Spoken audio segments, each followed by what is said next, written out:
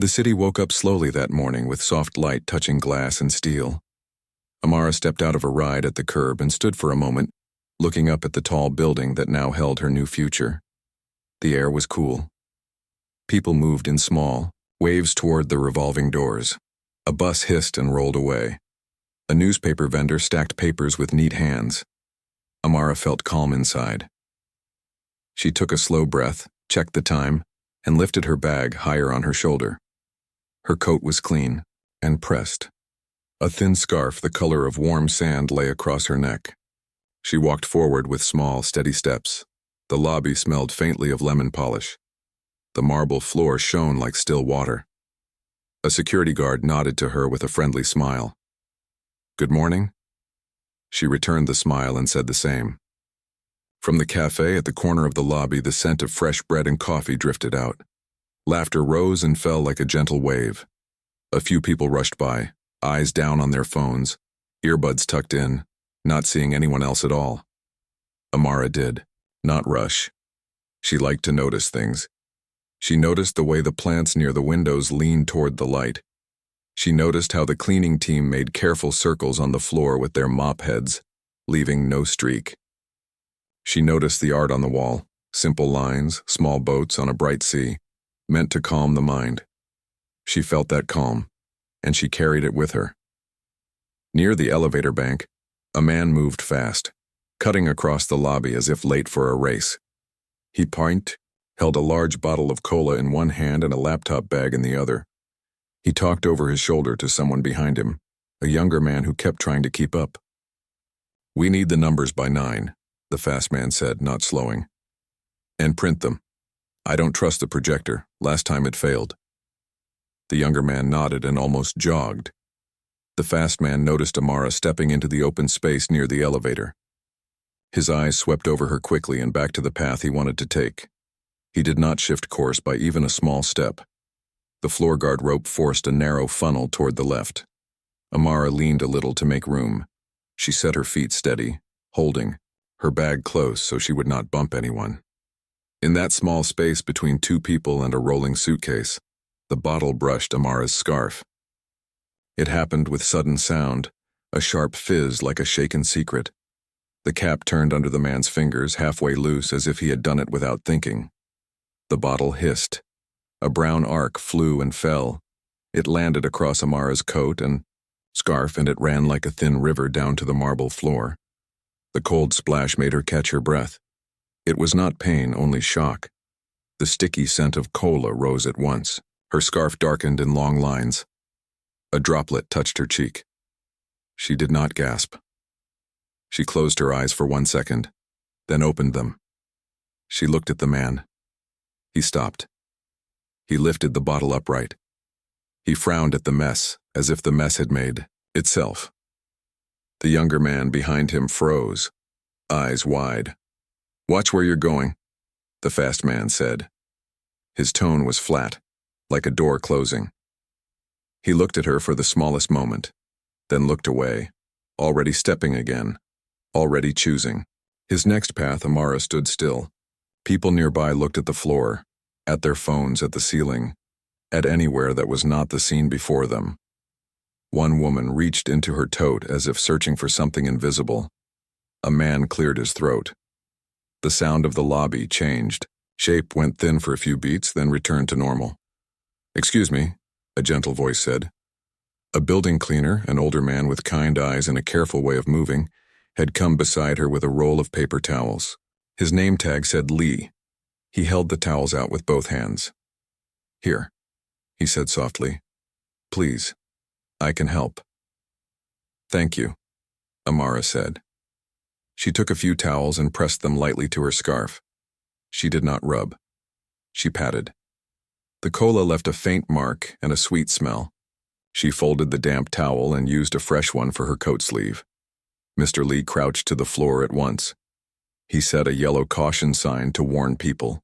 He moved with calm practice, pulling a small mop from his cart and drawing circles that caught the sticky shine. He did not hurry. He did not sigh. He did not look up for approval.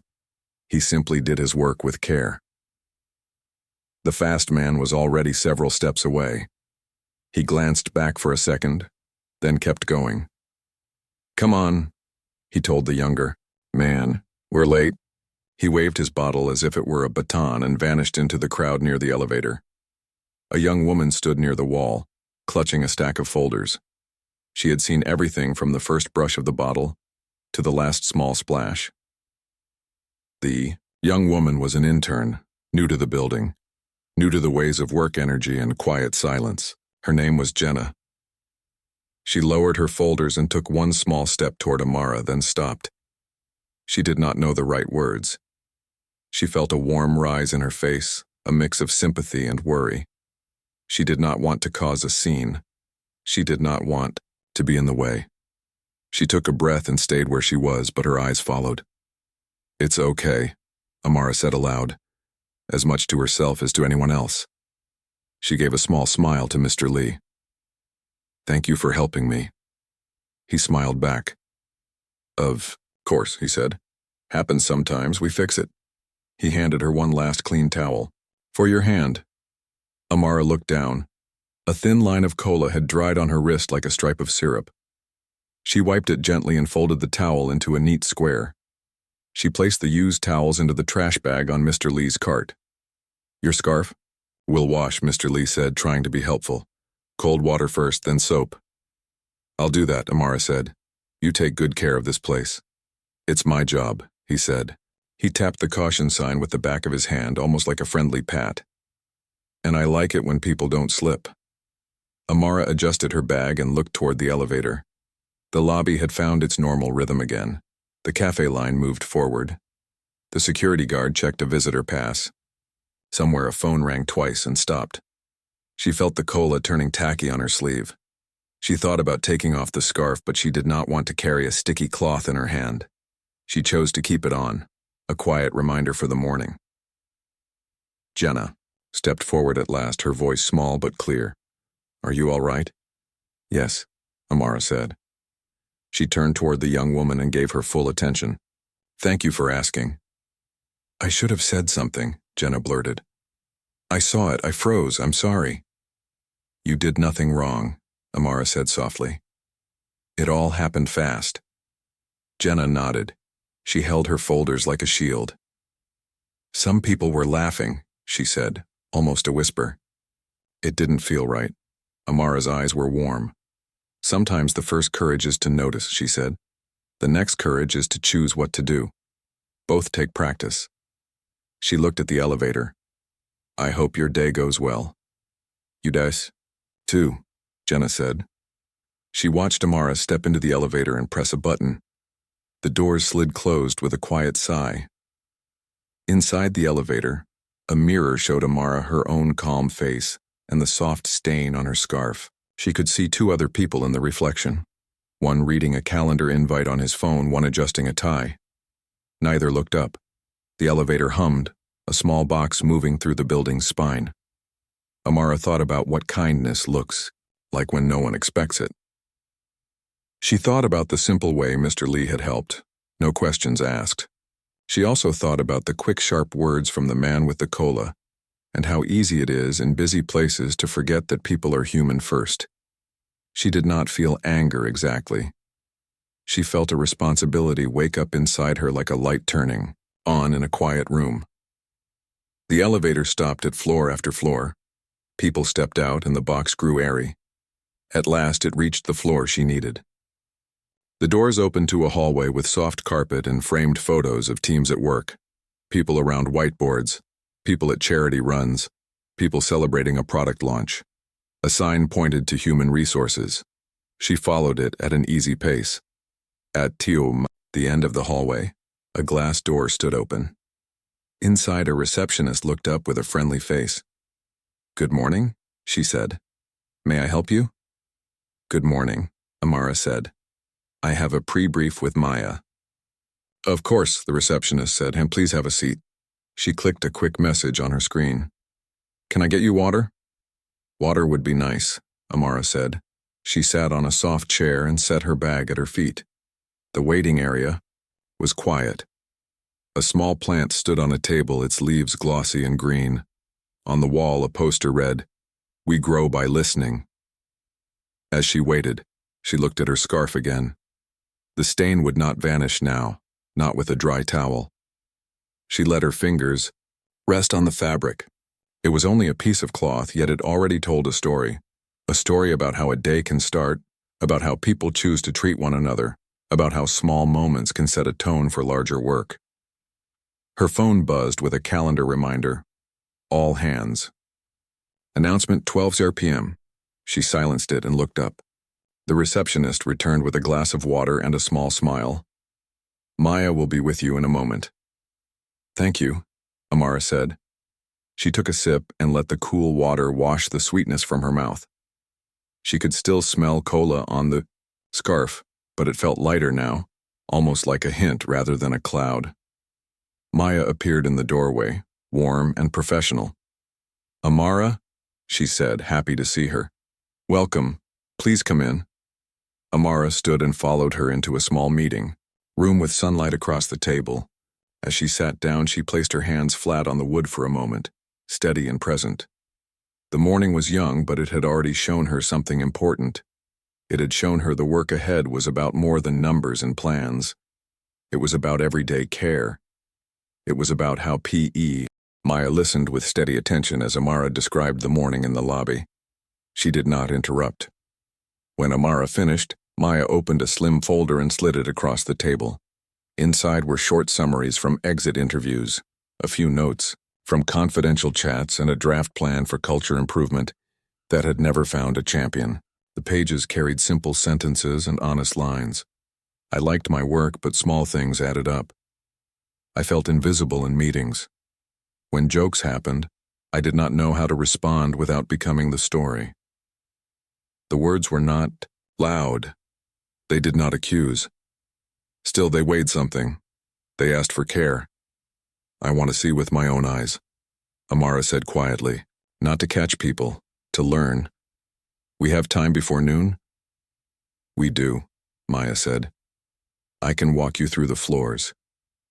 They left the meeting room and moved into a corridor that opened to the main work area. The carpets softened their steps.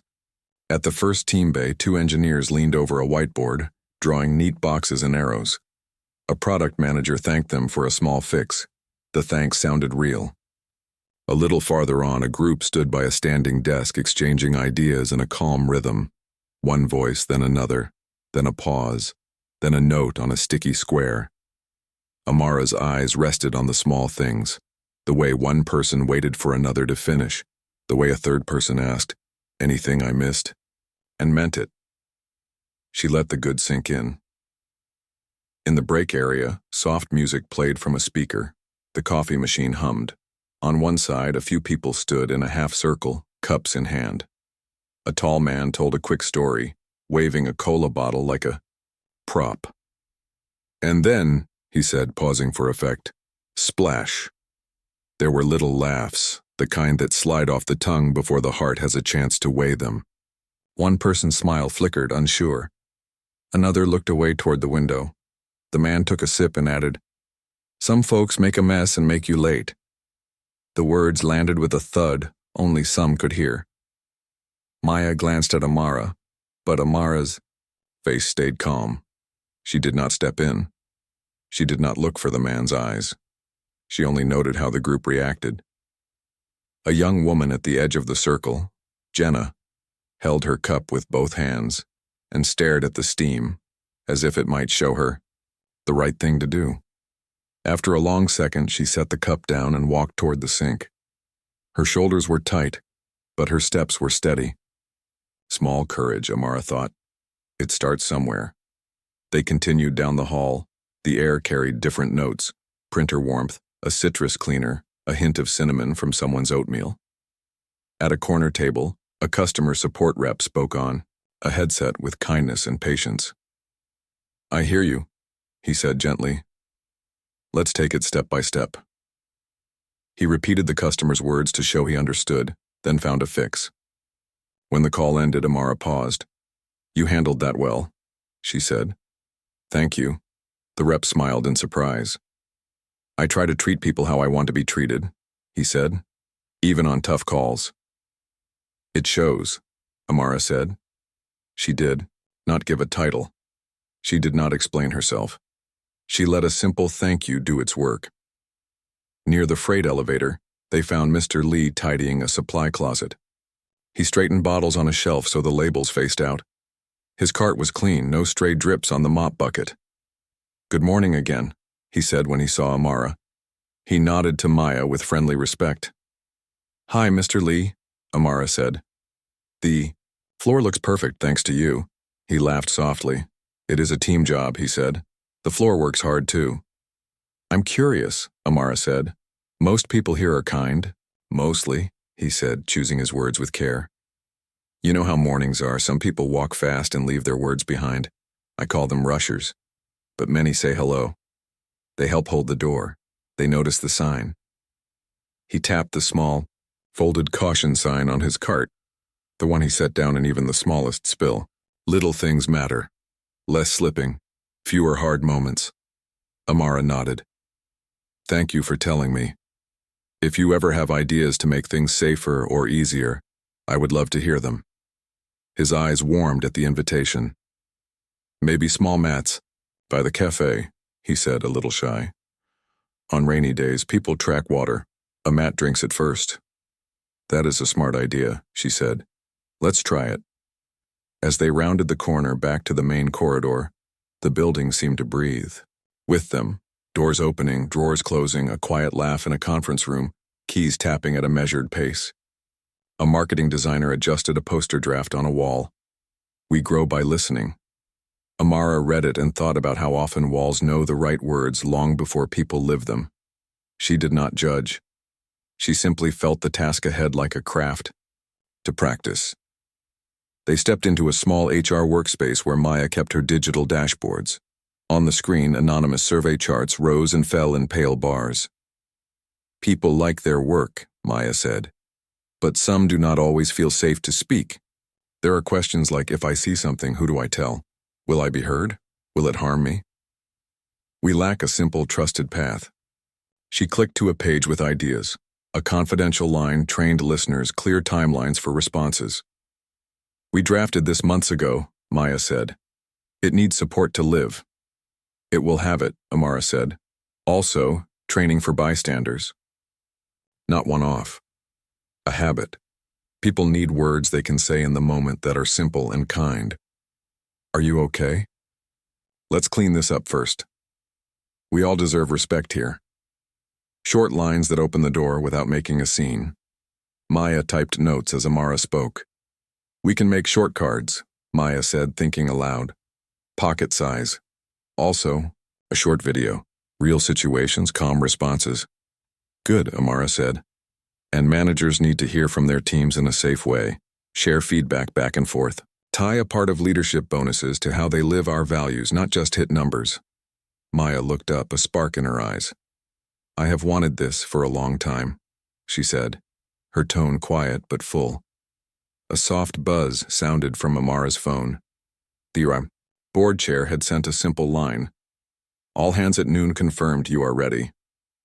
Amara felt a settling strength in her chest. She texted back, "Ready." They left the HR workspace and took a different route toward the elevator, letting the path show them more of the company's day. In a small kitchen, an accountant refilled the paper towel holder and wiped the counter even though no one had asked. A project coordinator walked by and said, "Thanks for doing that." The accountant smiled and said, "We all use it." 2 sentences, and a little civility made the room warmer. The elevator chime sounded. As the doors slid open, Derek stepped out with 2 colleagues. His eyes brushed over Amara and kept moving. If he recognized her, he did not show it. He told a brisk joke to his team about the sprint they were about to run. The team chuckled, a little stiff. He moved past them fast, a breeze that did not notice leaves. Amara stepped into the elevator without a word. She did not carry anger into the box. She carried the intention to repair. On the executive floor, a receptionist arranged a small dish of mints and aligned the corners of a notepad. She greeted them with a smile that reached her eyes. "Good morning." "Good morning," Amara said. She paused. You make this space feel calm? The receptionist smiled brighter. I try, she said. They passed a glass meeting room. Inside, an operations manager built an agenda on a whiteboard. He wrote in a large, clear hand, 1. Listen. 2. Clarify. 3. Decide. 4. Own next steps. Amara loved that list. She did not know him yet, but she would. In a quieter hallway near a window, footsteps rushed up behind them. Excuse me, Jenna said, a little out of breath. She held a notebook to her chest and looked both nervous and brave. I wanted to say I'm sorry I didn't speak earlier. I saw what happened in the lobby. I froze. It didn't feel right. Amara turned fully toward her. Thank you for coming to talk to me, she said. That is brave. What should I have done? Jenna asked. I wanted to help, but I was scared to make it worse. There are small steps that help, Amara said, and her voice was as gentle as still water. First, check on the person. A quiet, "Are you okay?" can be a bridge. Second, get something practical, like towels. Third, if words were unkind, you can name a simple value. Let's be respectful. If that feels too hard in the moment, tell someone who can help, a manager, HR, or security, and always take care of your own safety and comfort. Jenna wrote quickly, then stopped and looked up. That feels possible, she said. Short words, kind tone. Amara nodded. Practice in small moments makes it easier in big ones, and every small choice matters. Thank you, Jenna said. I will try. I see that you already are, Amara said. That counts. When Jenna left, Maya exhaled softly.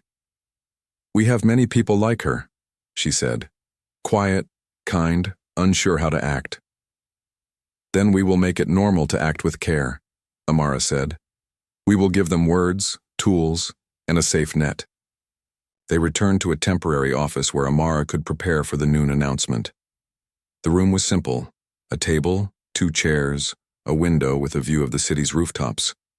She set her bag down and touched her scarf. The cola stain had dried, in a gentle ripple across the fabric. It no longer felt like a mark from someone else. It felt like a map for the work she would lead. She chose to keep it on. Maya reviewed the plan for the all hands. The board chair will introduce you, she said. Then you have the floor. The stream is ready. The caption team is set. Good, Amara said. I will keep it short. A story, a promise, a plan. She wrote a few lines on a notepad, each word plain and calm. She wrote, Dignity is not a title. She wrote, We will listen and, she wrote, We will repair and learn. She read them aloud once softly to he. The clock moved toward noon, and the building took a small breath. Screens warmed up, conference rooms filled. Heads turned toward cameras and big displays mounted on walls.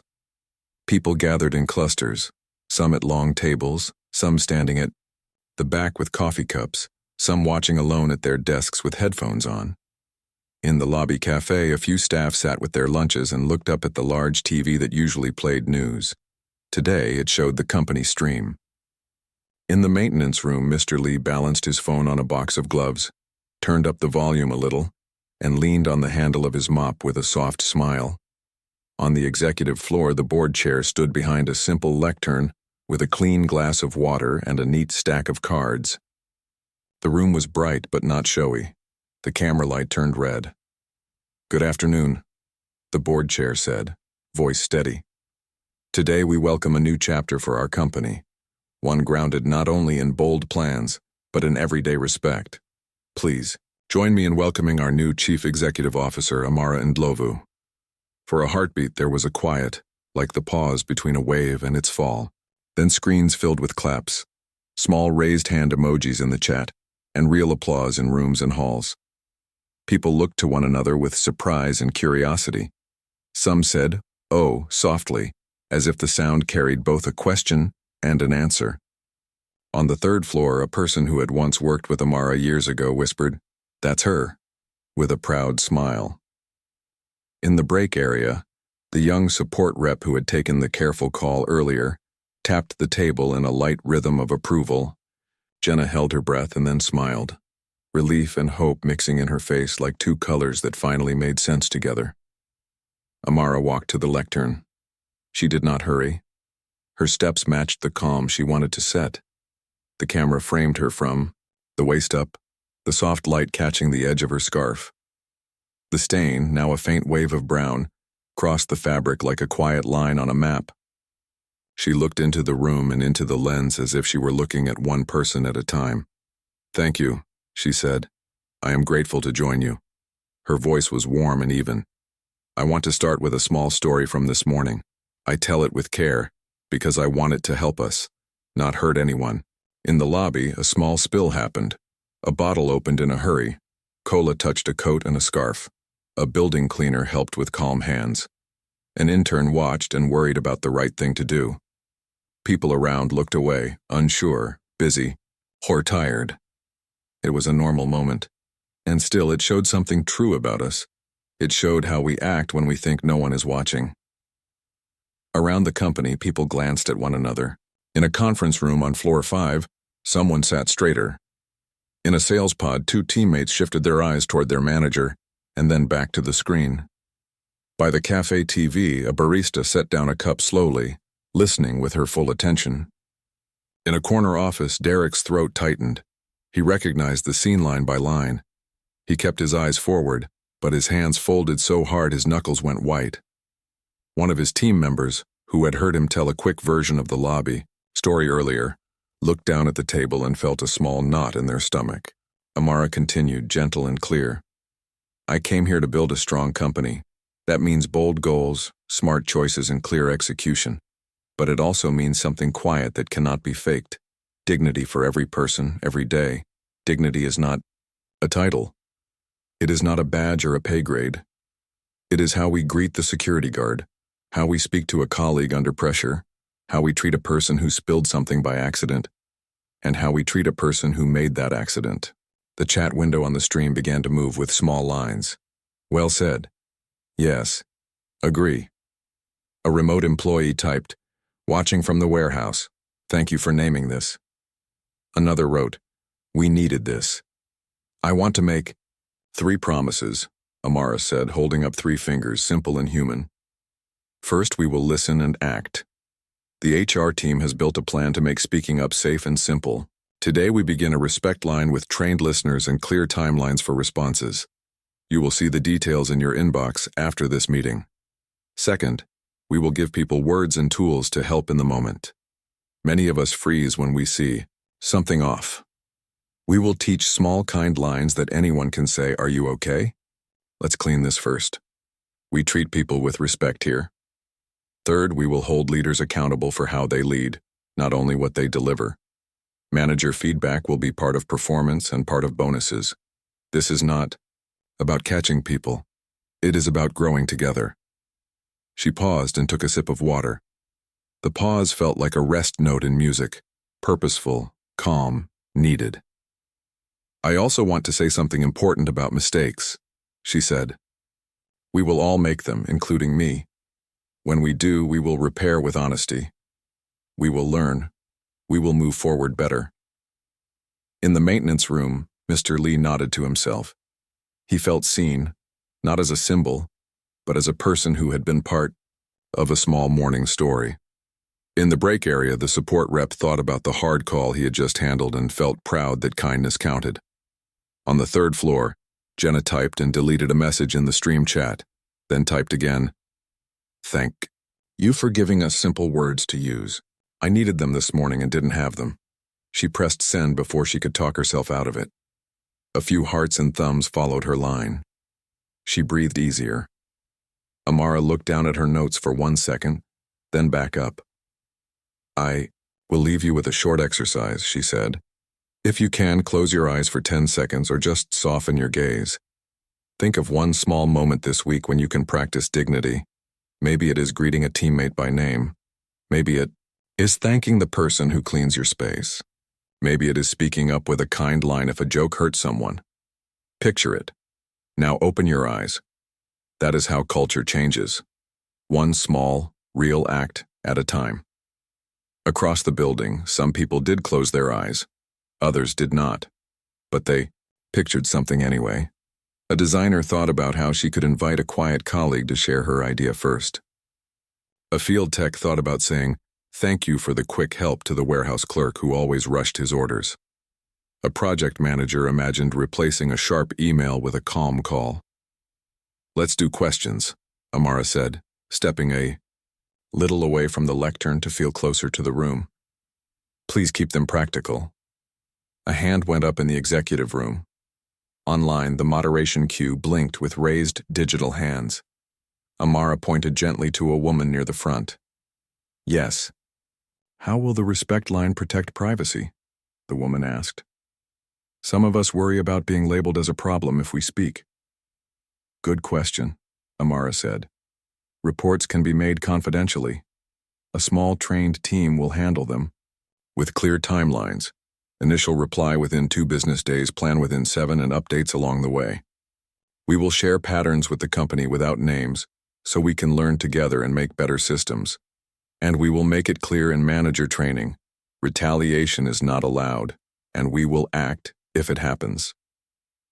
Another question came from the Yao stream. The moderator read it aloud. "What if the issue is my manager?"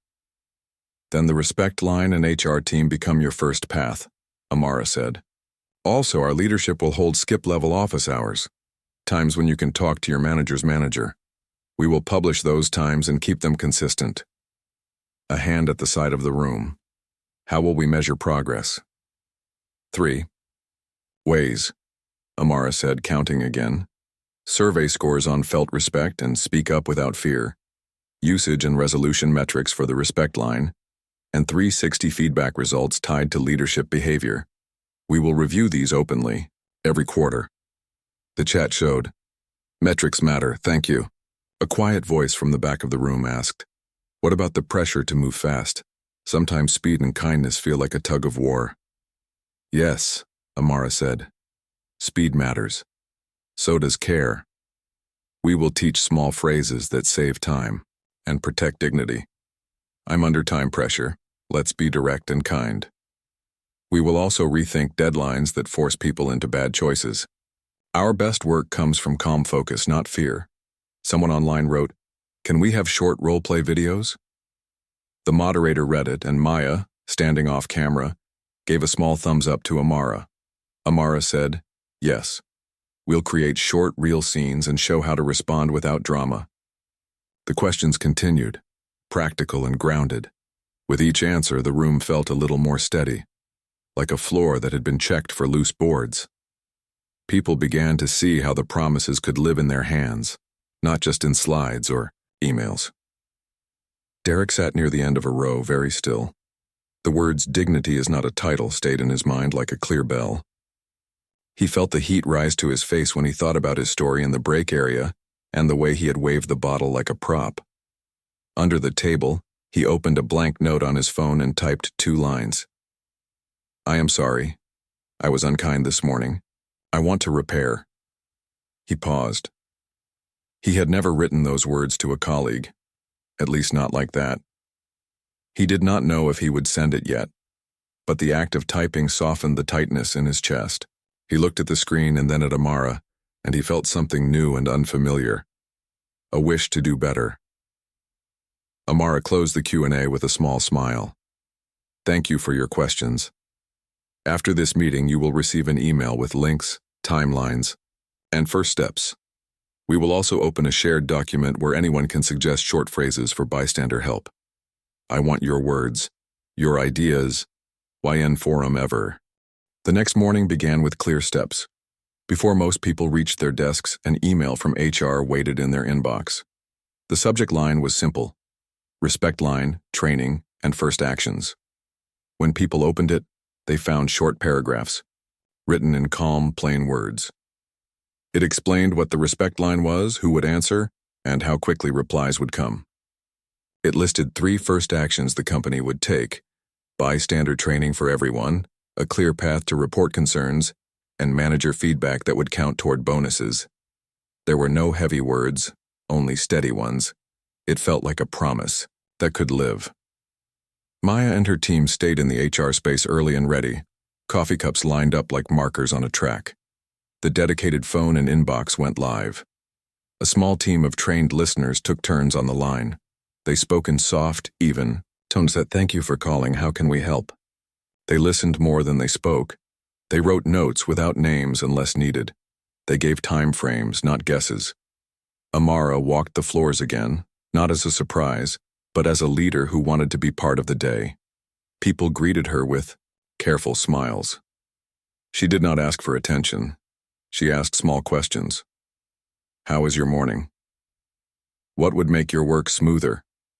She kept the answers in her mind like small stones she would use to build something firm. In a quiet conference room, Maya sat across from Derek for a respectful review. The door was closed. The tone was calm. The purpose was repair, not shame. Derek's shoulders were tight at first. His fingers tapped the table edge. He looked at the grain of the wood more than at Maya's face. I want to be honest about yesterday, Maya said. We saw and heard enough to understand what happened, in the lobby and later in the break area. This conversation is about responsibility and growth. It is not about making you a villain. Are you willing to talk about it and work on a plan? Derek nodded. His voice felt stuck at first, but he found it.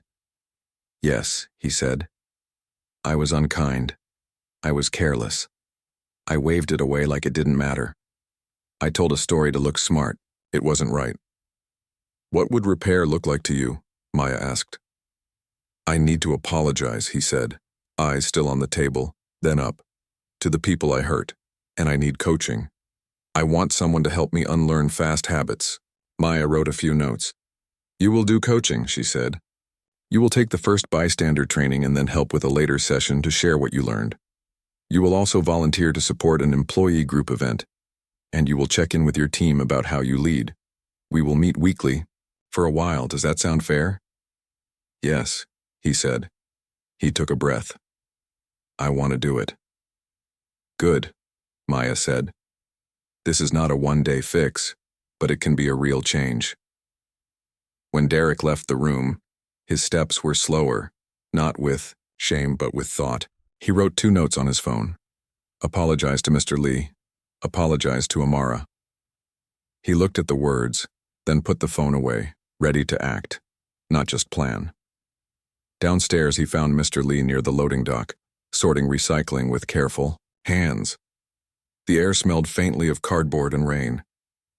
Derek stood a short distance away for a moment, then moved closer.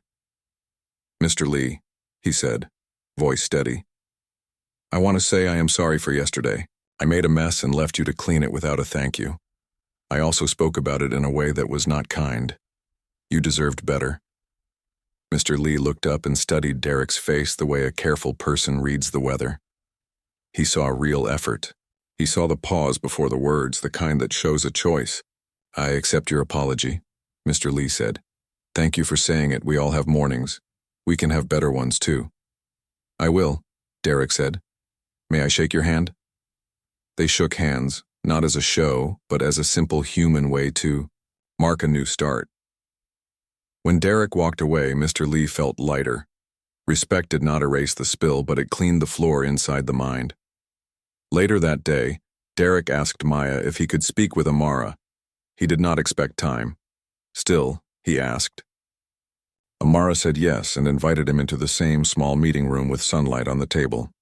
He stood, then sat, then stood again, and finally settled into the chair. I am sorry for my behavior, he said. I made an assumption in the lobby. I spoke without care later. I did not show the values you asked for today. I'm taking coaching. I want to learn. Amara listened without hurry. Thank you for telling me, she said. There is a difference between feeling sorry and making repair. You are choosing the second. Keep choosing it. We will all do this work together. I will, he said. His voice sounded different to his own ears, quieter, clearer. He left with a plan, not a cloud. That same afternoon, the first bystander training session began in the large community room on the second floor. Chairs formed a half circle. A simple sign read, "Practice makes confidence." People walked in with mixed feelings. Curious, cautious, hopeful. A trainer greeted each person by name and gave them a small card with 3 lines printed on it. Are you okay? Let's clean this first. We treat people with respect here. On the back was a short note about safety and when to ask for help from HR or security. The trainer started with a simple scene. You are in a hallway. You hear a sharp tone. You see 2 people, one looking upset. What is a small thing you can do? Hands went up slowly at first, then more easily. Check on the person. Offer a pause. Let's take a breath and reset. Get water, practical help. They did small role plays. No big drama, only quiet practice. People laughed, a little when they stumbled over words and tried again. Jenna sat near the front, taking notes and then setting the notebook aside to practice out loud. When it was her turn, she looked nervous, then spoke. Are you okay? Her voice shook. A little, she tried again. Are you okay? It came out stronger. The trainer smiled. That is the sound of courage growing, the trainer said. Several people nodded. Derek sat at the back, not to hide, but to watch and learn. When the trainer asked for a volunteer to play the person who made a mistake and needed to repair, he stood. He did not act the part like a game. He tried to feel it as a real thing. I'm sorry for what I said, he practiced, looking at the colleague across from him. It wasn't respectful. I will do better. Is there anything I can do right now to help? The room was quiet for a second in a kind way. Then people shared small improvements to the words, like adding, I won't repeat this, or thank you for telling me, if someone raised a concern. At the end of the session, the trainer asked, what is one sentence you will carry out of this room? People spoke one by one. I can help without making a scene. Kind words can be short. I can ask for help. Repair is possible. Jenna said, I can be brave in small ways. Derek said, I can slow down and choose respect. In the days that followed, small changes began to show across the company, like the first leaves of a new season. In the cafe, a thank you wall appeared with simple sticky notes. Thanks to the help desk for fixing my laptop fast. Thanks to the facilities team for the new mats by the door. Someone had signed the second note, ML. It made Mr. Lee smile because he knew who had sent it. He added his own note. Thanks to Rosa at the front desk for her calm welcome every day. In team meetings, managers tried short check-ins.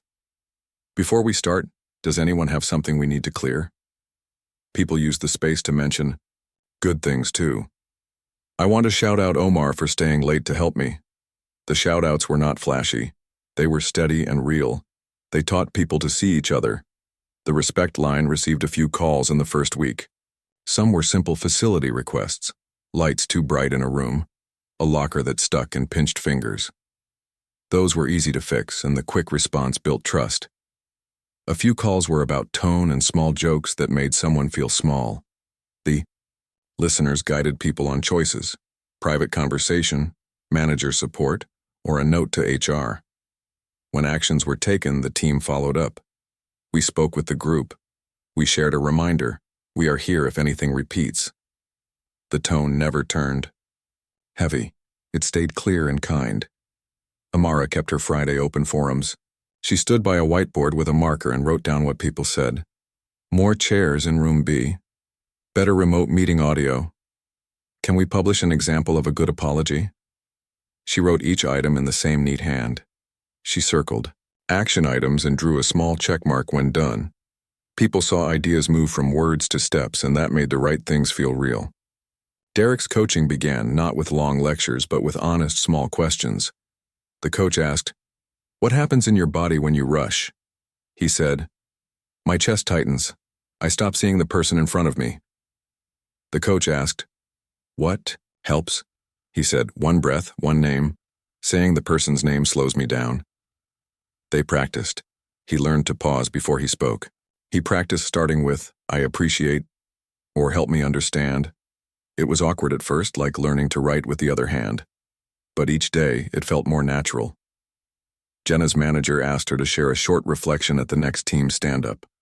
She agreed, voice calm but a little shaky. She told the group about the lobby scene, how she felt and what she learned in training. "I froze," she said, "and I learned that small words can unfreeze a hard moment. Next time, I will try them." Her honesty created a quiet space, in the room where others could be honest too. A teammate said, "I once laughed at a joke I didn't like because I didn't know what else to do. I want to do better." The stand-up ended with a simple plan. Everyone would carry one Larry. 6 months later, the city wore a different season, and the building wore a different mood.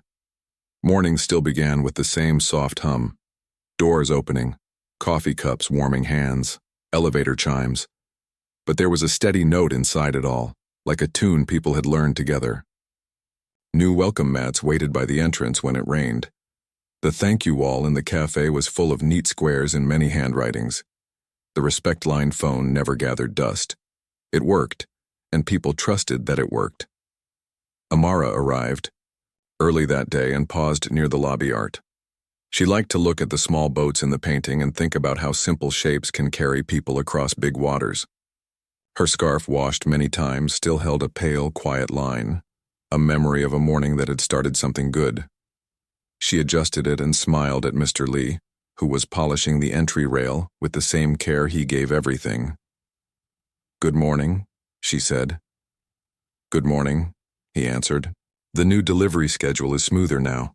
Less box traffic at 9. "Your idea helped," she said. "Thank you." Upstairs, Maya reviewed the latest survey numbers on her screen. The bars rose a little higher than before. Felt respect had moved up more than any other line.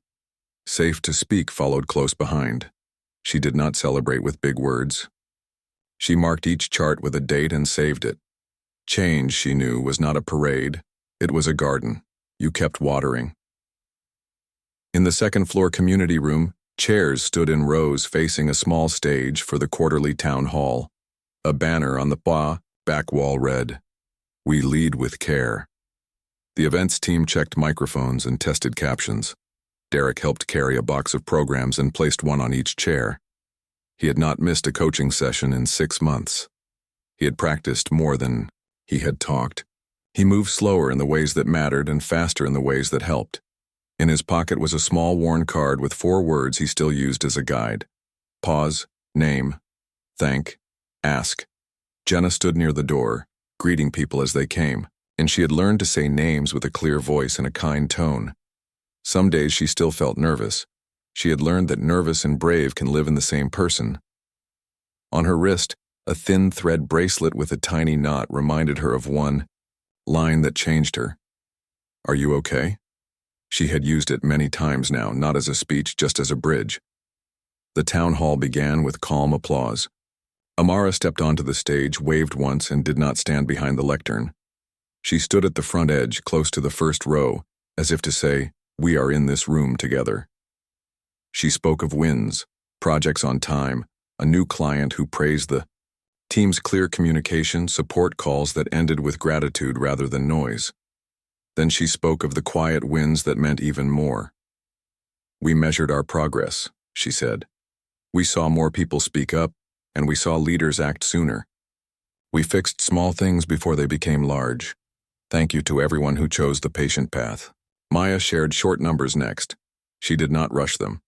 She let each one rest a second so people could feel the meaning. "We had 27 calls to the respect line this quarter," she said. "Most were simple and solved within days. When a concern needed more care, we made care. We shared patterns without names so teams could learn. We trained 80% of the company in bystander skills, and 100% of managers took the new feedback review. We still have work to do, and we are doing it." Then came the part of the event that people loved most, stories from the floor. A customer support rep told a short tale of a tough caller who ended the call by saying, "Thank you for treating me like a person." A designer shared how a teammate paused a fast meeting with one calm line, "We are in a rush, but we can be kind and direct."